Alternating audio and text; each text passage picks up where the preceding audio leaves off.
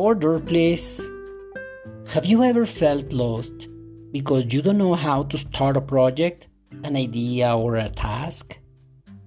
This happens with complex things, such as starting a new business, and sometimes with simple ones, like when you are about to organizing your drawers in your office desk. I am sure everybody has at least once faced this dilemma. Where should I start? The reasons which make that dilemma appear could be different. It could be that you do not know how to carry out this activity, and this makes you feel frustrated. Or it could be that you know how to carry out this activity, but it is unpleasant. It could be that you start carrying out this activity, and then you get distracted, you start doing something different, you ramble, and you forget what you were going to do initially. So, this activity becomes long and tedious. Or it could be all of them together, and many reasons more, if you go on trying to find out explanations rather than starting to work right away.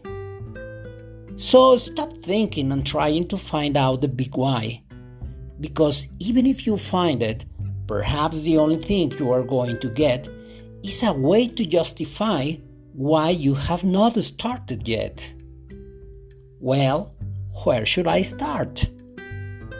Believe it or not, to start any activity requires to have certain order, a system, and not the same one in all cases, but there needs to be an order of ideas and activities with a specific intention. Also, a fundamental requirement for starting is power will, an authentic purpose to really perform the job that is needed. You need to have a clear mind about what you are going to do, why you are going to do it, what for, and even for whom, because this triggers the strategy since the objective is now undisguised. And then the how will naturally show up, and the resources you need will seem to jump out. After all, you have already started to organize your mind. Therefore, we are going to work in 3 different fronts.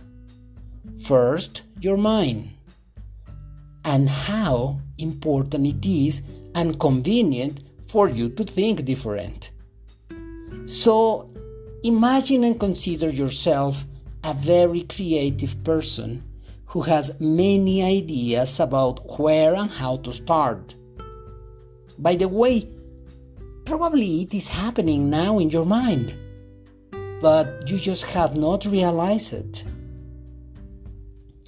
Think that perhaps the real problems you are facing is to decide the best way and the best strategy to start in order to do what you must do, to finish as quickly as possible, and mainly with very satisfying results. It means quickly, well done, and with a lot of joy. Second, order, please.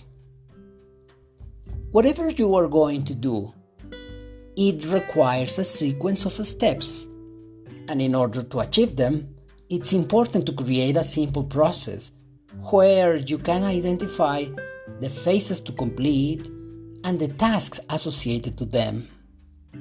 I recommend to design maximum 5 steps depending on the activity.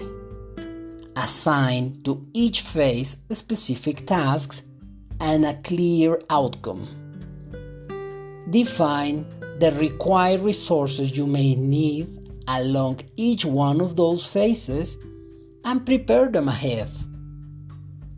Designate time to each task.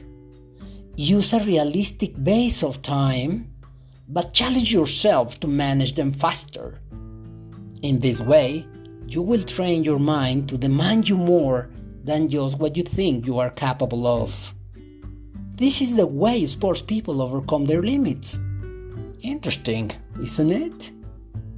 Third and last, your emotions. It is important that whatever you do it with pleasure, that you enjoy doing, and, if possible, that you can have fun too.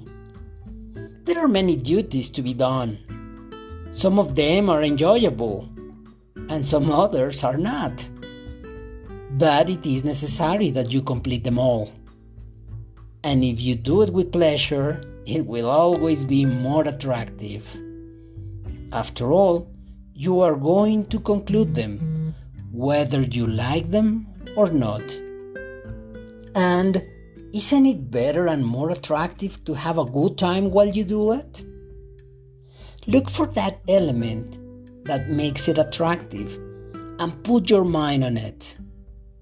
If, by any chance, you go into dilemma again, now you have a reason to do it, an order to follow, and a reason to have fun productively. Start with small changes and challenges. Maybe organizing your drawers is going to be the first option.